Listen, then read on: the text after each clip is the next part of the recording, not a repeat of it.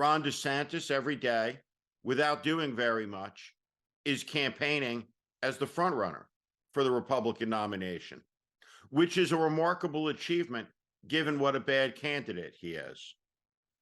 When you think about American presidents, you think about their finest moments when they were able to lead and exhort the country.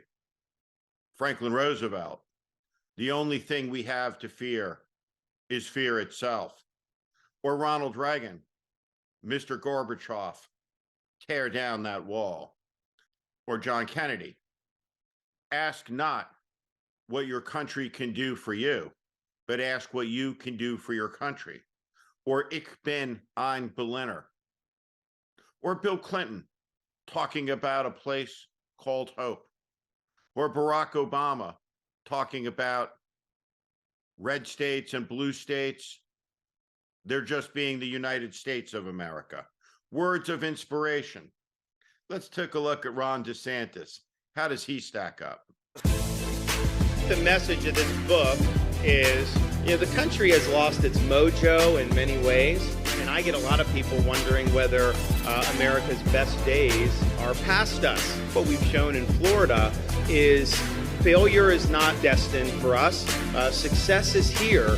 When you stand for the right things, they are going to come after you. And that's just the price that you have to pay to be able to save this country. And I'm just happy that a lot of people in Florida have been willing to stand up and fight, because freedom is worth fighting for.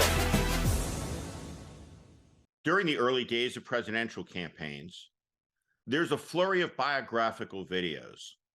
This one, released by Team DeSantis, is such an example. And it's a bad ad, but it gives a window into how Team DeSantis sees itself, how Ron DeSantis sees himself.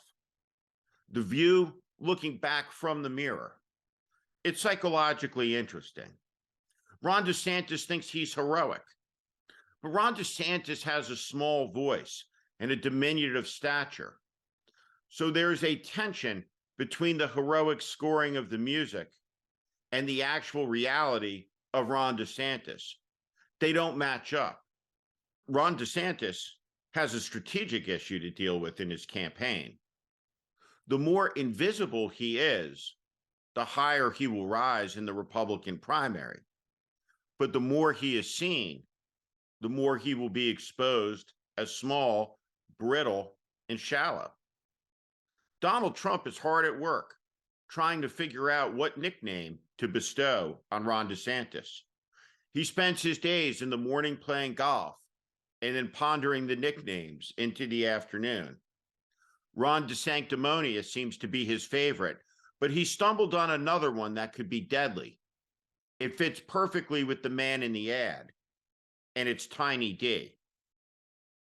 This is going to be the nastiest, meanest, and yes, stupidest primary in American history.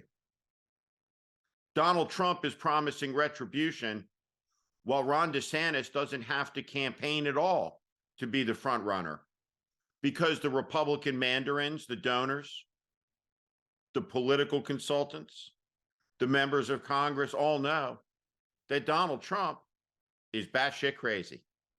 And they know that he will preside over an electoral wipeout that will be among the greatest in American history.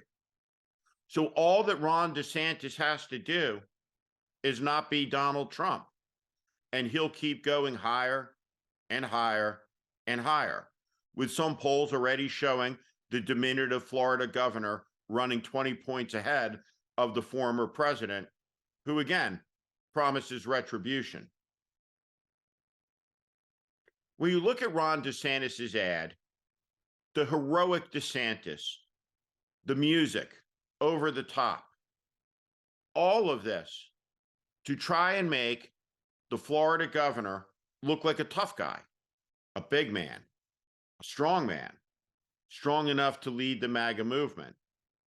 But the fact of the matter is, it's an empty throne, because Donald Trump collapsed a long time ago. What Ron DeSantis really is a Trump mini-me who took up the performative outrages of the 45th president and made them his own. In the end, Donald Trump is too addled, too crazy, too unstable to lead any type of political movement. His moment is over. And the person who was left behind was the governor of Florida, Ron DeSantis. He's a terrible candidate for the office of President of the United States, but he is going to be the Republican candidate. He's going to waltz to the Republican nomination, and he's going to do it by trying to portray himself as some type of heroic resistance leader. It's an absurd spectacle. His rhetoric is small. His vision is non-existent. It's going to be a hell of a race to watch.